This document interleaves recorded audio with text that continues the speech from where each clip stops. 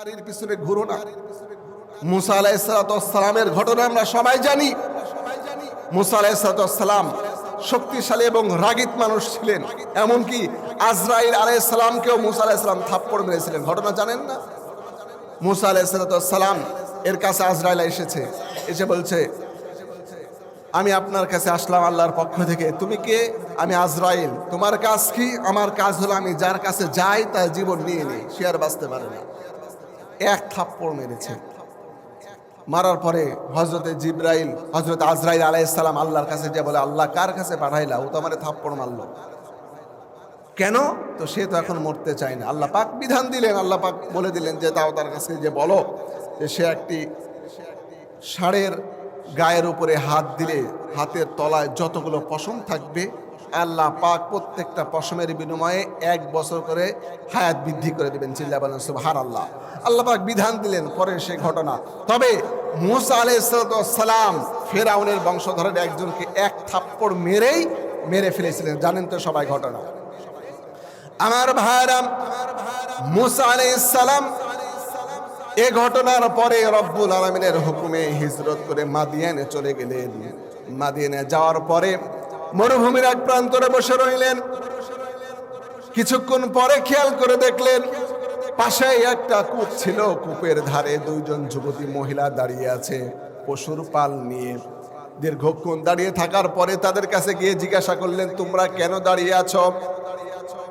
ওই মহিলারা বললেন, পথিক শোনেন, আমরা আমাদের পশুর পালগুলোকে নিয়ে দাঁড়িয়ে আছি। কারণটা হলো এই কূপ থেকে আমাদের পশুদেরকে পানি পান করাতে হবে, এটা আমাদের দায়িত্ব এবং কাজ, কিন্তু পারছি না। তার মানে হলো এলাকার মধ্যে যারা পুরুষেরা আছেন পশু পালন করেন তারা আগে আসবেন, তাদের পশুদেরকে এই কূপের মুখ সরিয়ে ঢাকনাটা সরিয়ে তাদের পশুদেরকে আগে পানি পান করাবেন, এরপরে আমরা সিরিয়ালে পানি পান করাবো। একথা শোনার পরে মুসা আলাইহিস সালাম দয়া করলেন, মায়া করলেন, তার ভিতরে দয়া কাজ করলো। তিনি চিন্তা করলেন যুবতী 2 জন মহিলা আর কতক্ষণ দাঁড়িয়ে থাকবে। তিনি যেহেতু নবী ছিলেন, তার শক্তি অনেক বেশি, তিনি কূপের ঢাকনাটা একাই সরিয়ে ফেললেন। এরপরে কূপ থেকে পানি উঠিয়ে দিলেন। তাদের পশুদেরকে পানি পান করানোর পর ওই মহিলা 2 জন চলে গেলেন বাসার মধ্যে। তাদের বাবা ছিলেন নবী হযরতে শুআয়ব আলাইহিস সালাম। তিনি দেখলেন আমার মেয়েরা প্রতিদিন যে টাইমে বাসার মধ্যে আসে আজকে কেন এত আগে ভাগে আসলো? এত আগে কিভাবে আসলো? মেয়েদেরকে জিজ্ঞাসা করলেন, তোমরা কেন আজকে আগে বাসায় চলে আসলা? পশুকে কি আজকে পানি পান করাও নাই? মুসা আলাইহিস সালামের কাহিনীটা খুলে বললেন রব্বুল আলামিন। এইদিকে মুসা আলাইহিস সালাম মরুভূমির প্রান্তরে একা একা বসে আছেন। তিনি চিন্তা করলেন, এখানে তো আমার কোনো আত্মীয় স্বজন নাই। ওগো আল্লাহ, আমার রিজিকের ব্যবস্থা করে দাও, আমার থাকা খাওয়ার ব্যবস্থা তোমার পক্ষ থেকে করে দাও। এই এলাকার মধ্যে আমার কেউ পরিচিত নাই। মুসা আলাইহিস সালাম দোয়া করলেন। এইদিকে হযরতে শুআয়ব আলাইহিস সালাম তার মেয়েদেরকে তার পুরা ঘটনা শুনলেন। শোনার পরে বললেন, ওই যুবককে তোমরা ডেকে নিয়ে আসো। হযরতে শুআয়ব আলাইহিস সালামের 2 মেয়ে চলে গেলেন। যাওয়ার পরে দেখলেন মুসা আলাইহিস সালাম সেম এক জায়গায় বসে আছেন। তাকে বললেন, ও পথিক, আপনাকে আমার আব্বা জান ডেকেছেন, আমাদের বাসায় চলেন, আপনাকে মেহমান হিসাবে আজকে আমাদের বাসায় থাকার জন্য দাওয়াত দিয়েছেন। মুসা আলাইহিস সালাম বললেন, ঠিক আছে চলেন। এরপরে তিনি বললেন, আমি আগে আগে হাঁটবো, তোমরা 2 বোন, তোমরা মহিলা আমার পিছনে হাঁটবা।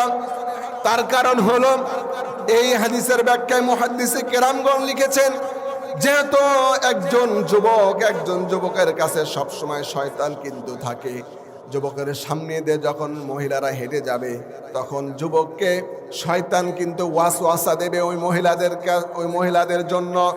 এজন্য চোখের হেফাজত করার কারণে মুসা আলাইহিস সালাম বললেন, ও মহিলারা, তোমরা আমার পিছনে হাঁটো, আমি তোমাদের সামনে হাঁটবো। এভাবে করতে করতে বাসায় চলে গেলেন। বাসায় যাওয়ার পরে হযরতে শুআয়ব আলাইহিস সালাম সবকিছু জিজ্ঞাসা করলেন, বাসা কোথায়, কিভাবে এসেছেন, তিনি সব বর্ণনা দিলেন। এরপরে শুআয়ব আলাইহিস সালামের মেয়েরা তার বাবাকে বলল, আব্বা জান, এই মানুষটা কিন্তু শক্তিশালী এবং আমানতদার, শুআয়ব আলাইহিস সালাম এই প্রশ্ন শুনে, এই কথা শুনে বললেন, তোমরা কিভাবে জানলা এই যুবক শক্তিশালী এবং আমানতদার? হযরতে শুআয়বের দুই মেয়ে বর্ণনা করলেন, আব্বাজান, এক নাম্বার আমরা বলেছি শক্তিশালী, তার মানে হলো কূপের ঢাকনাটা, যেই ঢাকনা প্রতিদিন 5-7 জন 10 জন যুবক মিলে উঠিয়ে ফেলে, হটায়, কূপটা খুলে দেয়। আজকে আমরা দেখলাম এই যুবক একাই কূপের ঢাকনা হটিয়ে আমাদের পশুদেরকে পানি পান করালো, তার মানে সে অবশ্যই শক্তিশালী। আর 2 নম্বরে আমানতদার কেন বললাম আব্বাজান শোনেন, আমরা যখন তাকে বাসাতে আসার দাওয়াত দিলাম, তিনি বাসায় আসবেন এমন সময় নরমালি তো আমরা আগে হাঁটবো, তিনি মেহমান পিছনে হেঁটে আমাদের সাথে আসবেন, কিন্তু তিনি বললেন, না না ও মহিলারা, তোমরা আমার পিছনে হেঁটে হেঁটে আসো, আমি তোমাদের সামনে আসবো। তার মানে বোঝা গেল এই যুবকের মধ্যে আমানতদার আছে। আমরা হলাম আপনার মেয়ে, যুবতী মেয়ে, আমাদের ইজ্জতের একটা বিষয় আছে। এই সব ব্যাপারগুলো হলো আমানতের অংশীদার।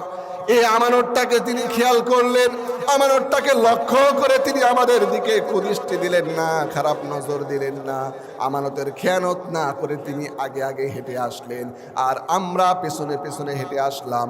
তার মানে বোঝা গেল এই যুবক নিঃসন্দেহে আমানতদার। কথা বলেন ঠিক কিনা? আমার ভাইরা, হযরত শুআয়ব আলাইহিস সালাম তার মেয়ের সাথে বিয়ে দিয়ে দিলেন। সেগুলো লম্বা ঘটনা। এখান থেকে বোঝার বিষয় হলো, ও যুবক, তোমার জন্য মূসা আলাইহিস সালামের ঘটনা থেকে শিক্ষা নিতে হবে। চোখের হেফাজত করলে, আমানতদারি হলে, আমানতদার যদি তুমি হতে পারো, তোমার ইজ্জতকে হেফাজত করতে পারো, হারাম রিলেশন থেকে যদি বেঁচে থাকতে পারো, তাহলে তোমাকে সুন্দরী নারী খুঁজতে হবে না, তোমাকে বিবাহের জন্য রাস্তায় রাস্তায় ঘুরতে হবে না। আল্লাহ রব্বুল আমিনের পক্ষ থেকে তোমাকে মেয়ের বাবা, মেয়ে পক্ষ থেকে তোমাকে সিলেক্ট করবে, খুঁজে নিয়ে যাবে। কথা বলো ঠিক কিনা? আমরা যদি আমাদের আমানতদার ঠিক রাখতে পারি, আমাদের ইজ্জত, আমাদের সম্মান, আমাদের সবকিছুর হেফাজত যদি করতে পারি, হারাম সম্পর্ক আর রিলেশন থেকে যদি বেঁচে থাকতে পারি, তাহলে কিন্তু আমার জন্য আল্লাহর পক্ষ থেকে আমার যেমন নারী প্রয়োজন, আল্লাহ পাকই আমাদের জন্য সে নারীর ব্যবস্থা করে দিবেন। ওই হারাম রিলেশন করে, ওই নারীর পিছনে সময় দিয়ে টাকা নষ্ট করে আমাকে ঘুরতে হবে না। কথা বলো ঠিক কিনা? এই জন্য রাসূল পাক সাল্লাল্লাহু আলাইহি সাল্লাম বলেছেন, তুরকাতুল মারআতি লিআরবাঈন, একজন পুরুষকে তার পছন্দের নারী যাকে সে বিবাহ করবে, তাকে বাছাই করার জন্য 4টি গুণ দেখতে হবে। 1 নাম্বার মালিহা, ওই নারীর মাল দেখতে হবে, ওয়ালি হাসাবিহা, এবং 2 নম্বরে দেখতে হবে তার বংশ পরিচয়, ওয়ালি জামালিহা, তার সৌন্দর্য দেখতে হবে। রাসূল আকরাম সাল্লাল্লাহু আলাইহি সাল্লাম 4র্থ নম্বরে বললেন, ওয়ালি দীনিহা, সর্বশেষ তার দিনদারিত্ব দেখতে হবে, সে কত ইসলাম প্রিয়, তার দিনদারিত্ব ঠিক আছে কিনা, তার পর্দা ঠিক আছে কিনা, সে নামাজি কিনা, তার বাবা মায়ের সাথে তার আচরণ কেমন।